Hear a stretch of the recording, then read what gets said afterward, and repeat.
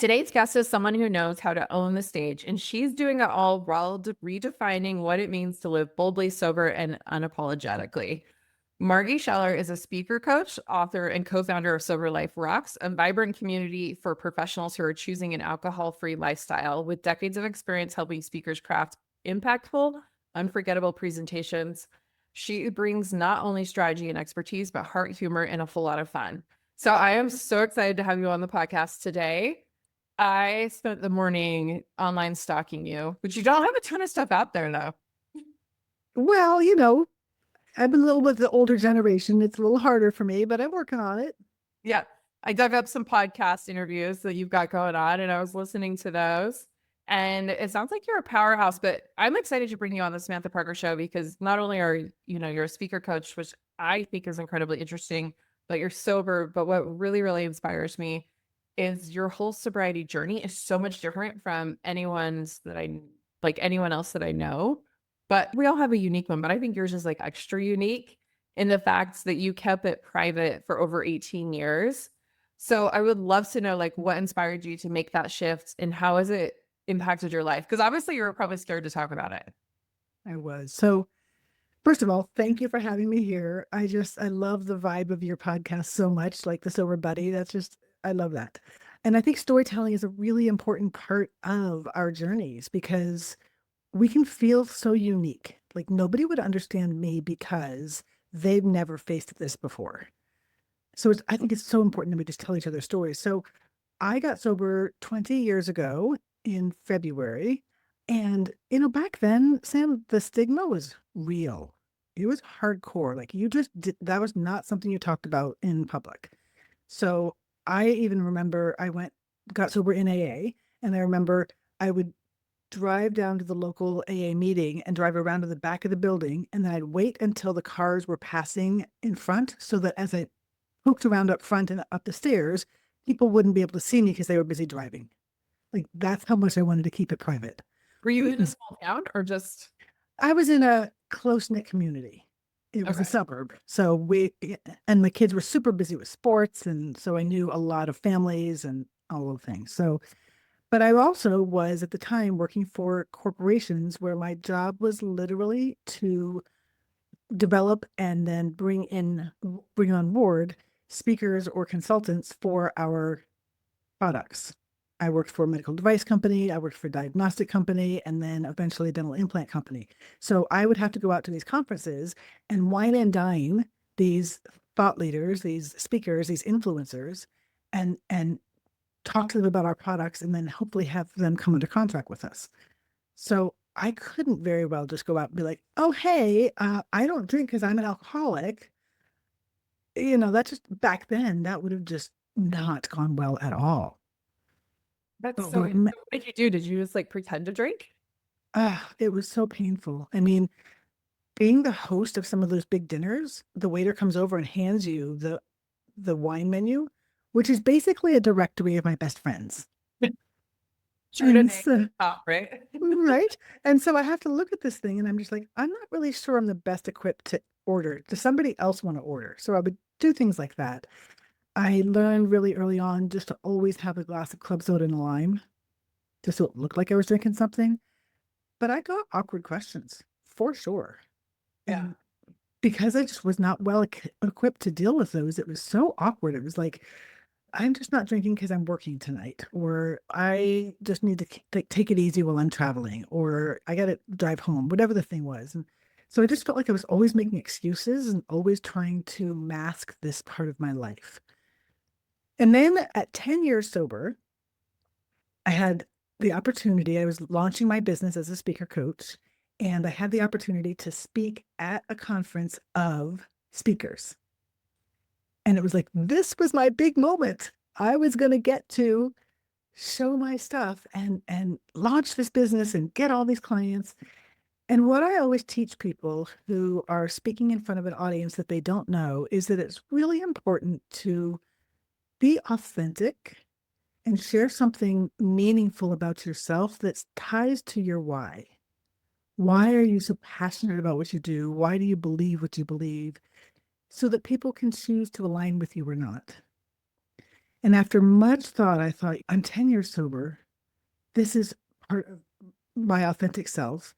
And so I chose to open that talk with just a very brief version of growing up in an alcoholic household and having all the chaos and not learning the adulting skills that my mom was not equipped to be able to teach me. And I said in this talk, I said, I vowed I would never be like her because of all the chaos that we went through. And by my 20s, I was just like her. And I bumbled my way through my 20s and early 30s, just not, I didn't have the skills and I was drinking too much. But, and I said in this talk, 10 years ago, I made the life-changing decision to stop drinking. And since that time, I've had amazing people show up in my life. People who have finished helping raise me. People who taught me how to put on makeup, taught me how to dress professionally, taught me how to be a better mother, how to be a better friend, a wife, all the things that I didn't know. And I'm so grateful to those people. And I could never really repay them. Not that they're the sort of people who would want to be repaid anyhow, but I want so badly to do something for them. But the best that I can do is to help other people become the best version of themselves. And that's why I love being a speaker coach. And that's why I'm here to help you today become the best version of yourselves as a speaker. Now, in the moment, everybody's sitting on the edge of their seat, waiting to hear what I have to say next. And the rest of the talk went fantastically. In fact, I had people running up to me at the end, like waving their business cards at me saying, I want to hire you. I want to hire you, which was like my dream come true. And a couple of people quietly said, thank you for sharing that. Like I had a similar upbringing. But here's what happened, Sam, is two separate people who were very influential in that organization pulled me aside at separate times later that evening and said, good job, Margie. Really, that was great. But you might not want to talk about that sober thing. Oh my gosh, that's crazy. And because that was my worst fear, I never spoke of it again publicly. Which is interesting because that was just their opinion. You know what I mean?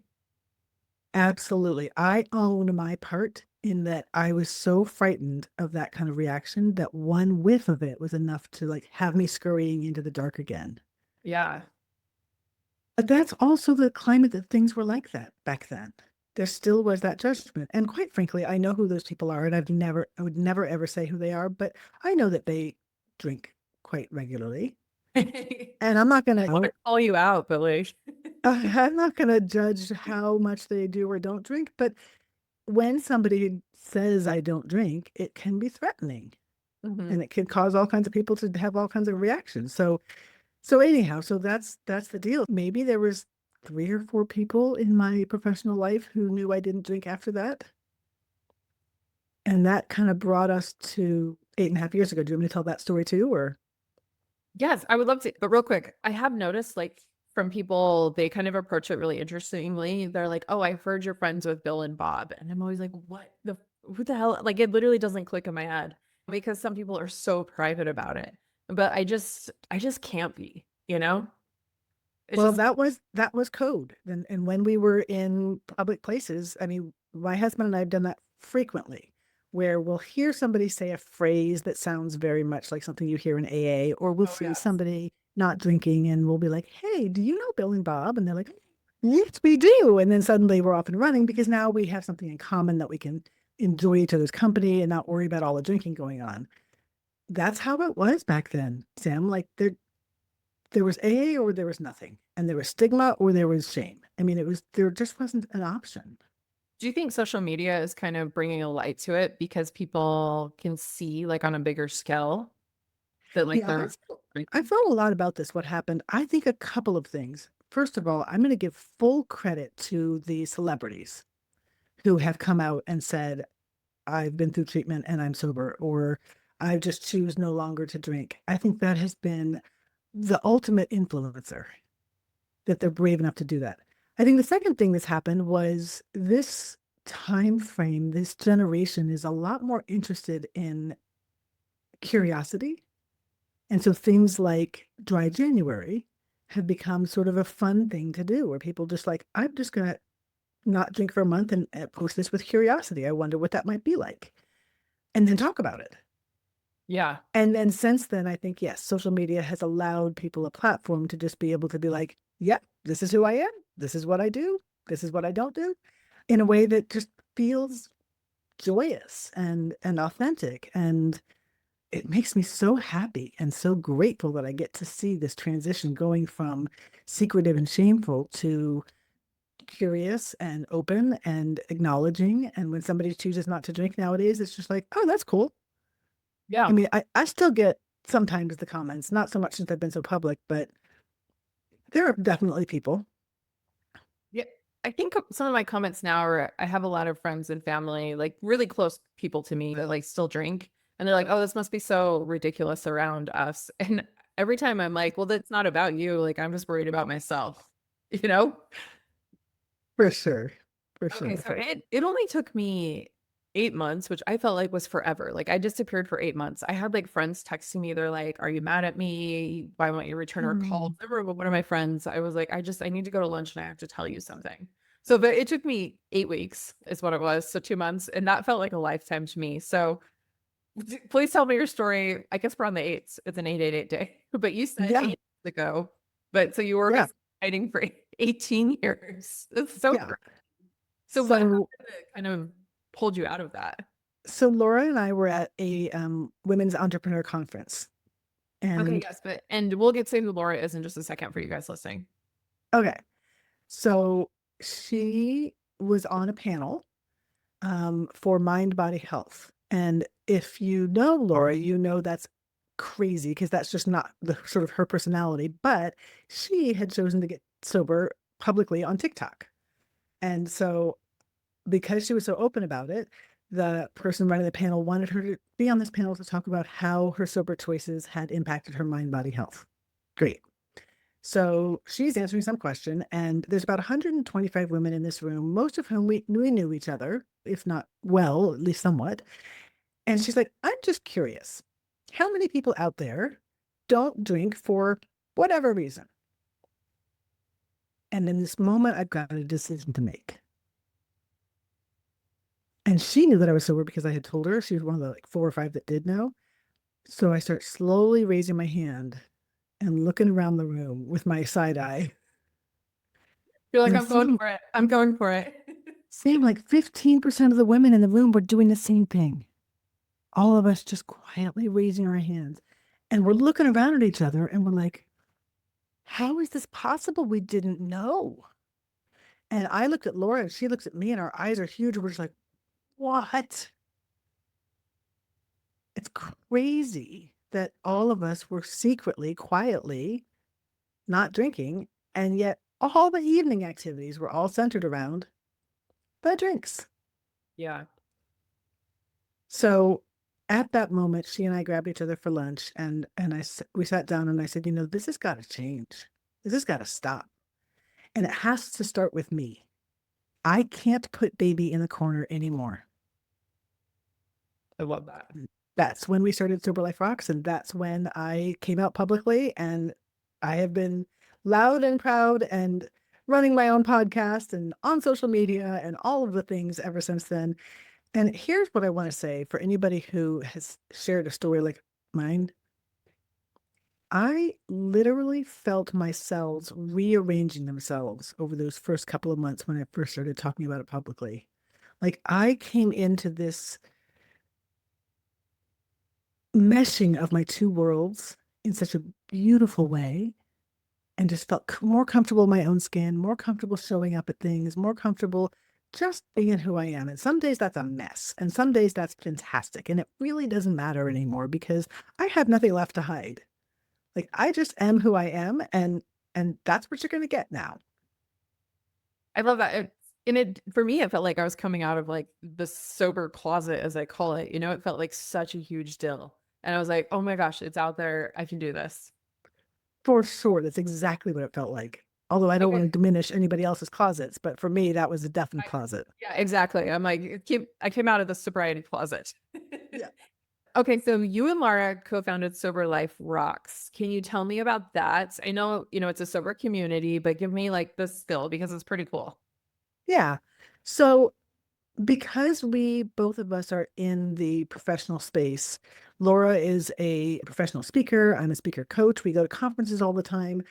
And what we really identified that day was you can choose whether or not you go to a friend's house, or you can choose whether you go to a tailgate party, or you can choose whether you go to a New Year's Eve party with your buddies that you know there's going to be drinking.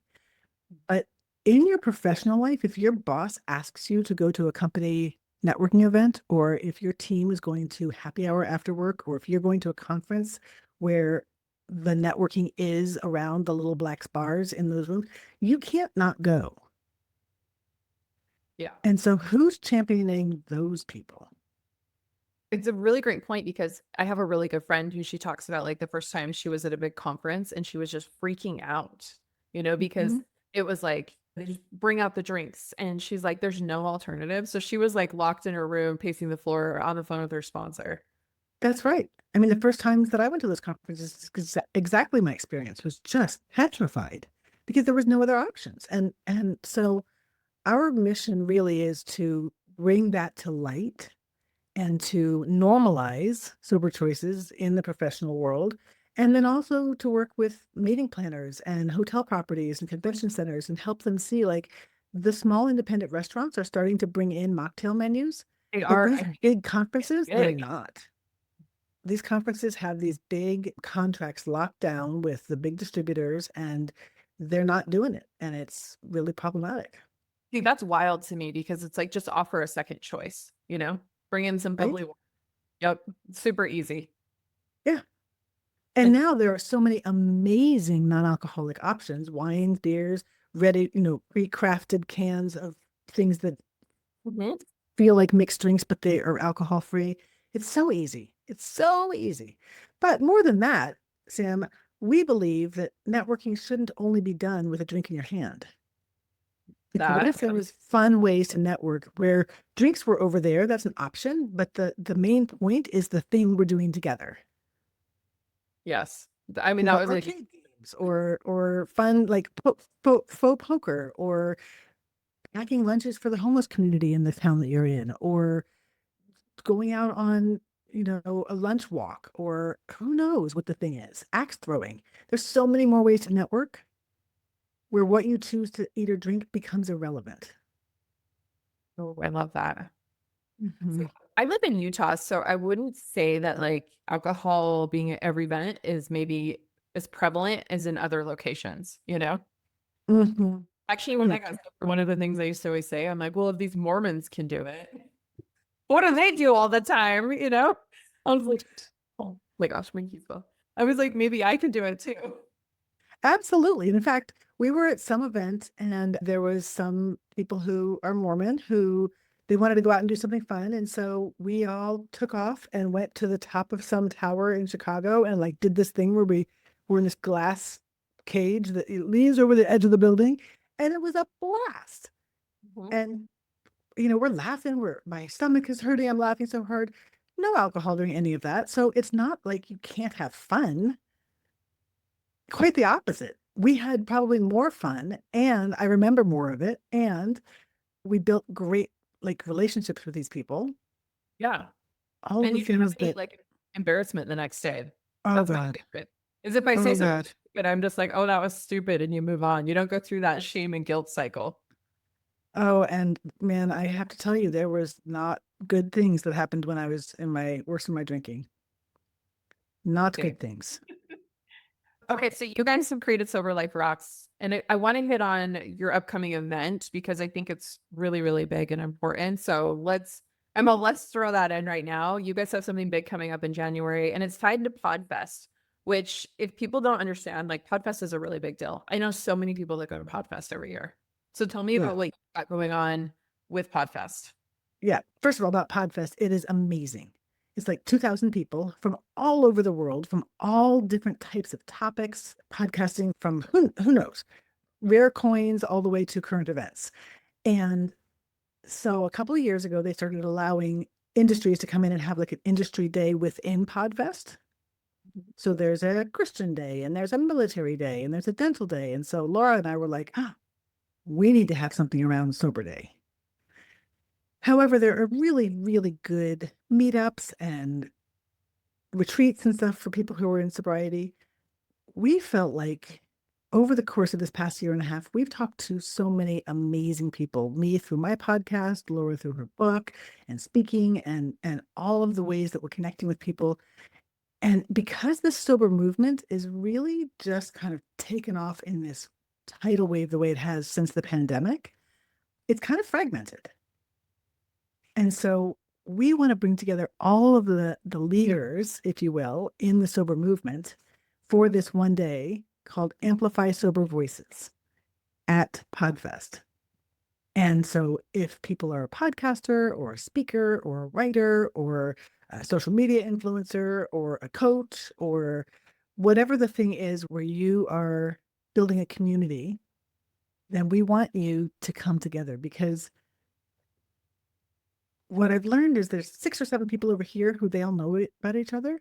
But then I say, oh, do you know so and so? And they're like, oh, no, this person over here, they might know these 6 or 7 people. And I say, oh, do you know this person over here? And they're like, no, no. So imagine what we could do if all of us got together, if all of us like connected. And in fact, our theme is we can do more together. Yeah, I'm super excited about it because I've been like talking to you and, Laura back and forth and stuff. So it's been kind of fun and I'm excited. I'm going to be there for sure. What is the website? We'll make sure we have it in our show notes too for you guys listening. AmplifySoberVoices.com. Imagine that. Imagine that. Yeah. Or you can find it through SoberLifeRocks.com as well. Yeah. But it's January 15th and it's in Orlando. So there's no place like Orlando in January. For me, that's coming from Seattle, like I can't wait to be in warm weather. It's amazing. Oh, it is always so great to like go to, well, I was gonna say California, but California is not quite warm enough, but like Florida will do it or Mexico in the winter. It's like Just the break up best. those cold months. Yep. Okay, so I'm drinking my drug of choice now that I don't drink alcohol, is I went back to Diet Coke. So I've got my afternoon Diet Coke that I'm like sipping on while we're chatting. This is so funny, but I get so bored of water. Like, Mm. what do you go for? Yep. I am all about the sparkling waters. So right now it is LaCroix guava, Okay. because Oh, these are 0 calories, zero sweeteners, zero all the things. And the flavors are so good. I love So LaCroix. yeah, LaCroix or Bubblies or like there's so many brands out now, but for me, I can't do the fake sugars. So I, you know, I hadn't had a Diet Coke for 5 years. And when I got sober, I was like at a restaurant one day and I was like, F this, dude, I'm having a damn Diet Coke, you know? So I know I'll have to pare it back a little, but it's gotten me through this year. yeah. And I will say that up until this whole thing started with Sober Life Rocks, I never dabbled in the non-alcoholic beverage space. I didn't feel safe enough with myself, and I also had a lot of judgment about it. And I think the products back then were pretty awful. But since this time, I have started just trying out different things. And for me, it has been amazing, because the thing that was missing was I felt like I want an adult beverage. Yeah.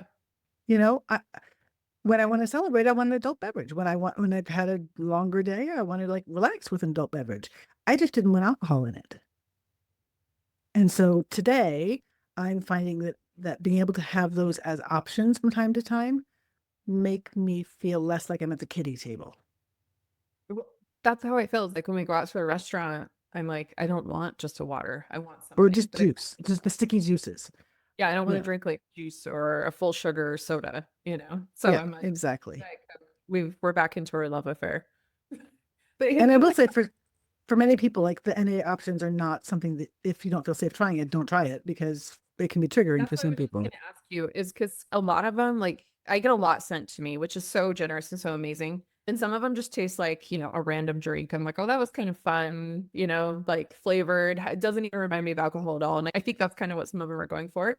But Yeah. I've had some brands where if I didn't know better, like Yeah. I would think that that was legit, like Chardonnay, champagne. And I don't know, like I feel like I'm in a pretty good place with my sobriety, but I almost am like, I don't like that. I don't want it. Like it's a little Yeah. crazy. And I think for me, certainly the first 5 years, I would have stayed away. Yeah.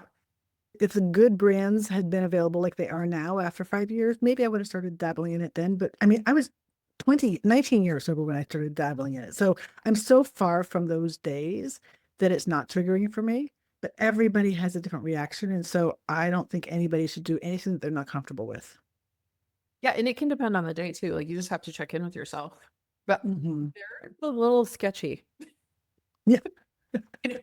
I'm like, there is no difference. I'm like, can we just drink some Martinellis? Just drink our sparkling apple juice because I know that that's apple juice.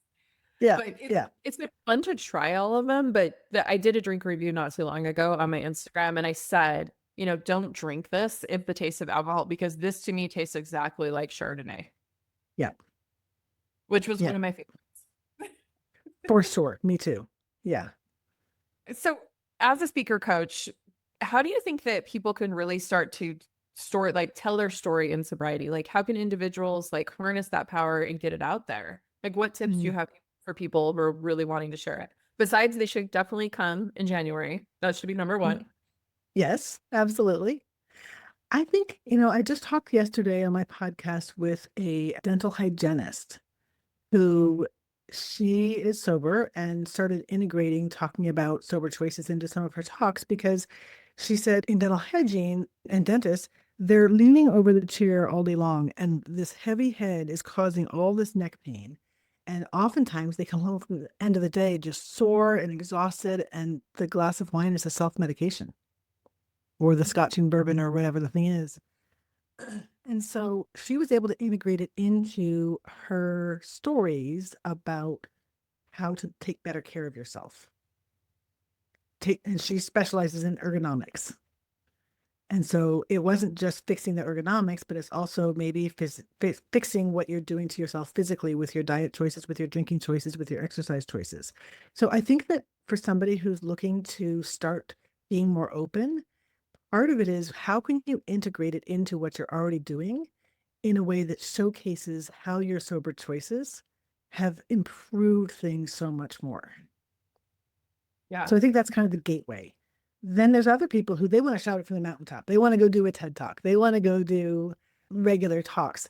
In that case, I think it's no different than any other talk about a personal journey, which is that it's really important to balance true authenticity with not glamorizing the mess.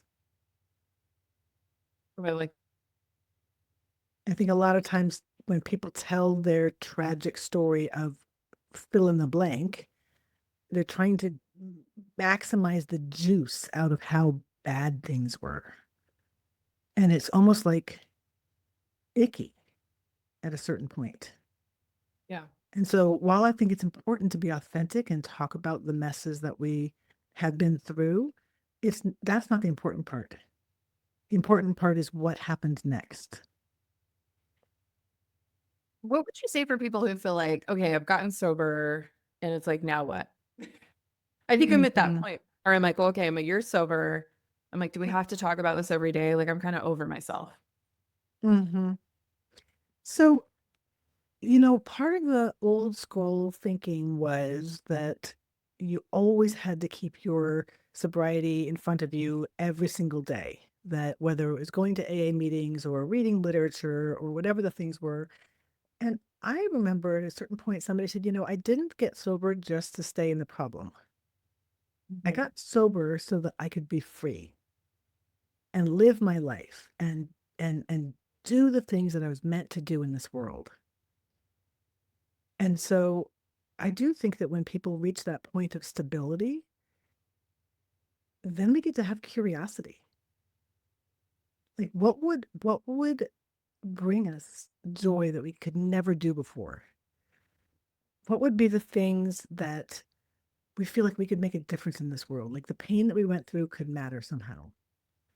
And so for some Yeah. people that's not staying all the time with the old messaging in front of us on a daily basis. For some of it is starting a new career or starting a new hobby or suddenly getting in shape or whatever the things are. For other people, and this is where we have found a lot of people, they want to give back. They want to be part of this next generation, this next wave. And whether that's getting certified as a sober coach, or whether that is writing a memoir, or whether that is doing a podcast, but truly with that place of, I remember watching so and so, and they made a difference in my journey, and I want to do that for the next person coming along. It, and for me, it's that I always tell people, I'm like, I'm really good at the 12th step. Which is like just sharing the message with other alcoholics. But for me, what I'm hoping is that more people can see, like, hey, she went through that. Here's how I'm feeling. Oh, no big deal. I can get sober because she did. And what I'm actually really, really feeling like passionate about is, to me, I always looked at like, it was a stigma I had in my head. Men were alcoholics and they were drinking out of a paper bag under a bridge, you know? Mhm, And I'm like, they were like the degenerates of society. Like that was the picture I had in my head. And so it's been really great to see online all of these women who look like me. But what I'm really, really hoping is that we can hit that younger generation as well, where they're like, dude, why would I want that in my life? You know, instead mhm. of it being a secreted, closeted, dirty secret, it's more of like, why would I want to do that? And this is part of why I feel so strongly about having ways that people can have fun that isn't, the goal isn't getting smashed.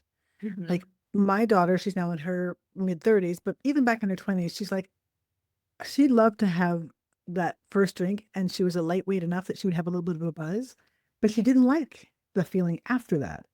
But there was no other options. So she would have the second beer and then start feeling shitty and want to go home. So when I first started dabbling in some of these NA beverages, I told her about ones that I liked. I'm like, go try some of these. And she now buys those for her parties. So when she has friends over, they'll all start out with a glass of wine or a beer or whatever. And then she'll open up the NA stuff and they'll start drinking that. And they have just as much fun because they're not kind of going on the downhill side of alcohol, but they're still drinking something that feels adult. So I think that that's a way that the younger generation can really kind of embrace this new movement of just being aware of what it does to us and enjoying the good parts and then leaving the bad parts behind. Yes, that's what I'm hoping for, is that more amplify these voices, more people can see, they're not alone. Because even if we look at, really alcoholism, it really affects your mental health. But even if you can look at like the mental health movement and how many people have gotten open about their mental health struggles, do you know how many people that's helped? Like, I bet that has Mhm. saved so many people. I know it has me, where I'm like, oh, I'm not alone. Like, it's okay that I have these feelings. And there's also resources out there where I can not feel like this. Mhm. What's funny, I've been watching very closely TV shows over the decades. And there was a day when you never saw a same-sex couple holding hands. Mhm. And now you see same-sex couples kissing on TV. And there was a day when the going to a therapist was either a joke show or it was somehow derogatory. And now, regularly on TV shows, you're like, oh, yeah, I go to therapy. Oh, yeah, I go to therapy too. Like, it's no big deal. I'm looking forward to the day when that's the case for people who choose not to drink. Like, oh, yeah, I choose not to drink, or I'm in recovery, and just have that be totally normalized. But we're not there yet. You know what drives me crazy about TV shows is, except for the movie The Hangover, but in every other TV show, they're like blitz the night before. They're gone. And very rarely, like, they might depict a hangover with like sunglasses, but they're just like out and about the next day doing activities. And I'm like, the lies these Mhm. people tell. Like, For just be sure. realistic. You were getting IVs in the ER. The amount you drank. Yeah. I mean, I was one of those high functioning who, I was a single mom. I was working like 12 hours a day in a very high powered career.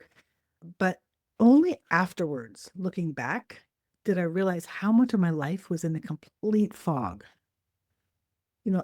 It's like I had, I don't know, mesh over my eyes that I just couldn't see, and just the heaviness of this wet blanket on me all the time, and like the brain fog that would come over me, and because I was just perpetually passing out at night. Did you have a moment? I had this weird, I can remember exactly what I was doing. So it was because it was only like 3.5 months ago, but I was sitting at my desk doing something, and all of a sudden this like wave of clarity came over me. And I felt like, I was just say, I feel like the hand of God brushed my brain. Like, that's what it felt. And all of a sudden I could think clearer. I could see things differently. And I feel like it was I don't know, my brain had like repaired itself. I know that sounds wild. And it was a very like burst moment, which I'm sure it was a buildup, but that's when I noticed it. And I was like, oh, I have this problem because I was working through a work problem, you know? And Hmm. they're not problems, they're just things where you're like, well, we have to figure out what we're doing with X, Y, and Z. And it was so clear. And I was like, is this how everyone else thinks? I know. I don't know that I had a burning bush moment like that, but I do remember vividly when I was still drinking, sitting on my patio swing, wondering, I, this is going to sound really like conceited, but here's how I thought at the time. I was like, I'm a smart person and I'm smarter than a lot of people that I run across. And I can't figure out how to do these certain things. Like, how do dumb people figure out how to do these things? But that's the way my brain works.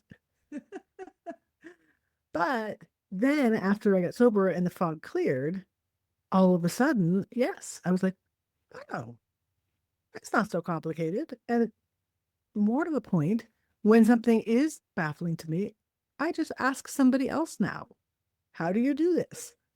Yeah. It I'm like, never oh, so occurred to me that that was okay before.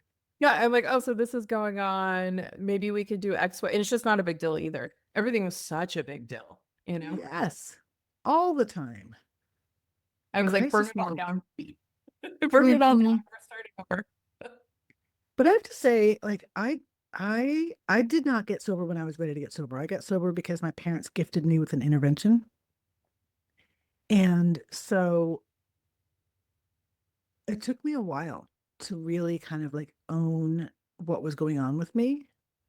Yeah. And once I made the decision that I was going to accept treatment, that I was going to go and do this thing, like I never drink again. But Sam, I craved all day for months. And especially at that like leaving from work, going home when I would normally, that's when I would start to drink. My mouth would fill up with just all the craving, and I could envision that glass with the beaded water coming down the side of it and all of the things. And I know for some people when they quit drinking, they've had enough. They're done. And so the obsession is lifted. For me, it was not that way at all. And it was probably 6 months of gradually getting better. But there was times when I was like, I just want to see the light at the end of this tunnel. And I look back at that now as a gift because I never want to go through that again. And so Oh, moments when I have thought, I want a glass of wine too. And my immediate second thought is, nope, I never want to go through that again. That was horrible. and well, in AA, they'll call it like playing the tape forward too, you know, like where are you going to end up again? And I'm Mhm. like, to me, I'm like, how embarrassing would it be to come back and be like, so I'm getting a 24-hour tip today? Like, I don't know. That to me would be like devastating, but I'm always so proud of this you do, you know, who come back. Which is so funny how hard we are on ourselves and how much grace we have for others. Yeah. I'm like, oh, how cool that they like walked back in here. But to me, that's Yeah. like a thought that keeps me like sober. I'm like, that would be mortifying. Yeah. You know, and it's Some, you were camping this weekend. I told my husband, I was like, it would be so nice just to be like buzzed right now. And he was like, oh, really? You know, and I'm like, God, it would be so nice. But my problem is I would have that nice buzz and then I would be drunk, you know, and we would just be right back. hmm exactly. And honestly, I look at those things today with curiosity. Like, I wonder why I'm feeling that way. So if you think about that moment, what do you think that you were thinking about that because of? Oh, because we were kind of having a hard conversation. And I'm like, this would be so much better with alcohol. Yeah. Yeah. And so today, getting through those hard conversations, I feel like I feel so proud of myself when I Mhm. get to the other side of a hard conversation with my husband or with a coworker, because before I totally ran from those things. Or I like to have the hard conversations, but I would just keep them going. Like the drama would just keep going, you know? Mm-hmm. So Yeah. it was nice to be like, okay, well, let's try this instead over, oh, let's go for a walk and make some s'mores, you Yeah. know? Yeah. I don't know about you, but I walked around a lot of life with eggshells. Yes. And that to me has been a blessing, is not to have as many eggshells. There's still some, sure, but for the most part, it's like if I see something that isn't working for me, I can now either work through it on my own or have a conversation. Yeah. Who It's knew? Who would have thunk? it's that. And it's a beautiful, beautiful gift. Okay, so just to wrap us up here, make sure everyone goes over to Sober Like Rocks on Instagram. You can find the conference information there. And then if people want to connect with you personally, where's the best place to do that? Absolutely. Either LinkedIn, Facebook, either of those two. Yep. Okay. I was like, your Instagram is there, but I was like, I don't think this is for Maine. So Yeah. you're on LinkedIn? LinkedIn and on Facebook are the two places that I regularly work. Yeah. Oh, awesome. Okay, so I'll tell me about the LinkedIn. You know how some people just vibe in different spaces? I go over to LinkedIn and I'm like, what is happening here? Yeah. I mean, I feel like LinkedIn is where we have more professional conversations. Yeah. And it's a very interactive community of people who will share some challenge that they're having or some victory that they've had, and people can chime in with their own versions of their own stories. And it's been amazing. That's awesome. Yeah, I love that. So I know that we'll talk more about that because I was curious. I was curious. I'm like, when I saw you guys filled out your intake form, because we're going to be doing some content for Sober Life Rocks, and you had LinkedIn on there, and I was like, what are they doing over there? So I'm kind of excited to see what you got going on. Honestly, if anybody is into LinkedIn, if you go to Sober Life, search Sober Life Rocks community, we have the largest community in LinkedIn for sober professionals, and it's free to join. And it's just a place where people can talk about the things that we've just been talking about today. Like, oh my God, I just went to this conference and here's what just happened. Or, hey, anybody have any strategies for this? Or sharing a podcast that they just listened to that they want to share. So definitely join in there. Okay, I'm doing. Hold on, we're going to pull this up right now. Sober Life Rocks. Where do you find your community? You type in the words Sober Life Rocks community in the search bar Okay. Okay. Sober Rocks. because it's a group. They have groups on LinkedIn. They do. Okay, look, I'm joining. Okay, I'm in. Okay. Okay, awesome. Well, thank you so much for sharing your time today, your wisdom, and just, your beautiful voice with the Samantha Parker Show. Thank you for having me.